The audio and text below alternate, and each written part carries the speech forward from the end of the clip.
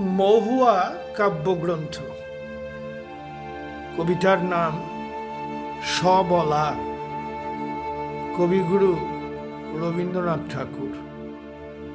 নারীকে আপন ভাগ্য জয় করিবার কেন নাহি দিবে অধিকার?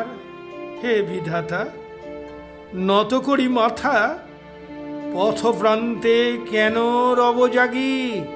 ক্লান্ত ধৈর্য প্রত্যাশার পুরাণের লাগি, দৈবাগত দিনে শুধু শূন্যে চেয়ে রব।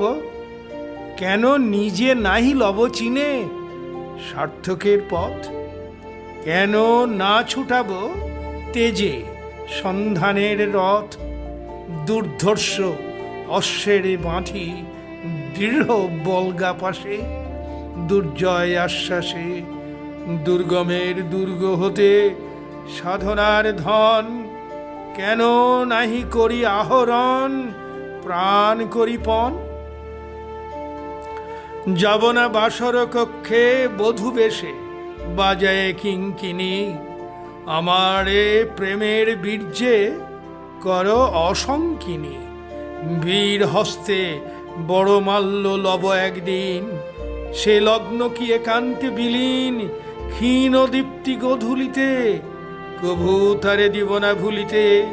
মোর দৃপ্ত কঠিনতা বিনম্র দীনতা, সম্মানের যোগ্য নহে তার। ফেলে দেব আচ্ছাদন দুর্বল লজ্জার। দেখা হবে ক্ষুব্ধ সিন্ধু তীরে, তরঙ্গ গর্জনোচ্ছ্বাস মিলনের বিজয় ধ্বনিরে দিগন্তের বক্ষে নিক্ষেপিবে। মাথার গুণ্ঠন খুলি কবতারে, মর্তে বা ত্রিদিবে একমাত্র তুমি আমার।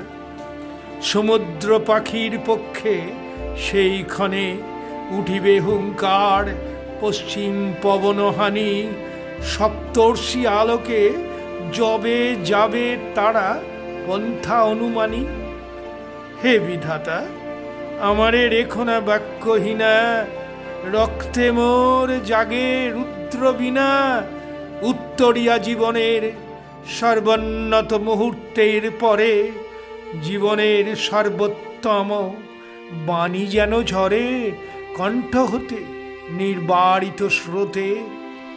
যাহা মোর অনির্বচনীয়, তারে যেন চিত্ত মাঝে পায় মোর প্রিয়। সময় ফোড়াই যদি তবে তারপরে শান্ত হোক সে নির্ঝর নৈশব্দের নিস্তব্ধ সাগরে।